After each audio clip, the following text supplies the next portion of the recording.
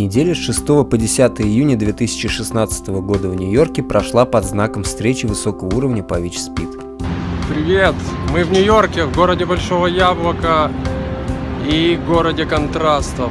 6 и 7 июня проходила подготовка, а с 8 по 10 июня состоялась сама встреча высокого уровня Генеральной Ассамблеи ООН, в рамках которой государства-члены этой организации говорили о прогрессе, достигнутом в период с 2011 года, о действиях, необходимых в дальнейшем, а также взяли на себя обязательства по реализации решительного плана мероприятий по полному прекращению эпидемии СПИДа к 2030 году. Присутствовало около 600 участников, включая 10 глав государств и правительств, более 60 министров, представители гражданского общества, люди из международных организаций, ученые и исследователи. Вашему вниманию участник встречи Антон Басенко с краткими итогами тех дней. Подписана новая политическая декларация. Некоторые считают, что это шаг назад. Ряд людей утверждает, что есть прогресс. Мое мнение, мы отстояли несколько важных вещей, но в отношении ключевых групп, снижения вреда, заместительной терапии, этот документ все еще слабый. Я еще раз убедился, что такие процессы, как встречи высокого уровня, на самом деле настолько далеко от простого наркопотребителя на улице, от простого клиента программ. И если спросить меня, как можно приблизить эти процессы друг к другу, я даже не могу ответить на этот вопрос. Но своей работой в специальной рабочей группе заинтересованных сторон, я надеюсь, что я уже сделал какие-то вещи понятнее и ближе сообществу. Я уже вижу пользу для сообществ Восточной Европы и Центральной Азии. И это беспрецедентно, когда все региональные сети сообществ смогли подготовить отчет по ситуации, ужасающей ситуации в нашем регионе. Этот отчет консолидировал все наши сообщества в едином порыве объединиться вместе для того, чтобы добиться соблюдения наших прав, добиться возможности получения антиретровирусного лечения. И я надеюсь и уверен, что все сообщества нашего региона будут и дальше работать вместе по поставленной цели. Как бы там ни было, мы идем вперед. Подписанная декларация является серьезным ориентиром для правительств и стран.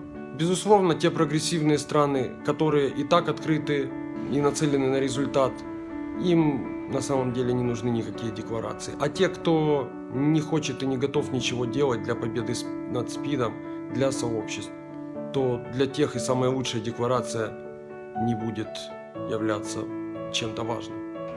Очень приятно, что здесь было много наших. Наших — это ребята из евразийской сети людей, употребляющих наркотики. Лена Белоконь из Казахстана, Пулот Джамолов из Таджикистана, Антон Басенко из Украины, Даша Могучева. Что интересно и что важно, и что действительно является прогрессом, это что и Лена, и Пулот были здесь в составе официальных делегаций.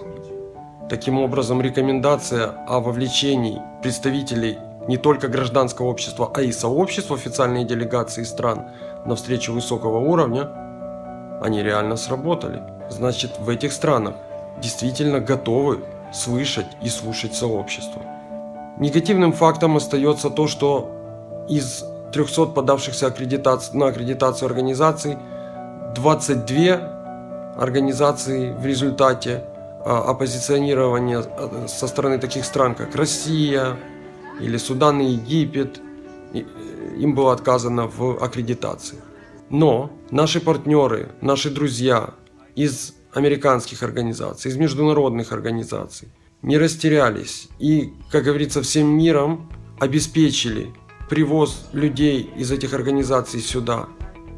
2 дня под зданием штаб-квартиры ООН сообщества осуществляли акцию прямого действия, которая называлась «Исключая не победить СПИД». Это было круто, это было такое единение людей, единение сообществ, в общем порыве сказать кому-то там наверху: что вы делаете, люди, что вы делаете? Я думаю, у нас получилось.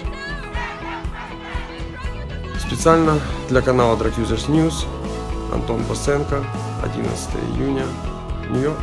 Пока.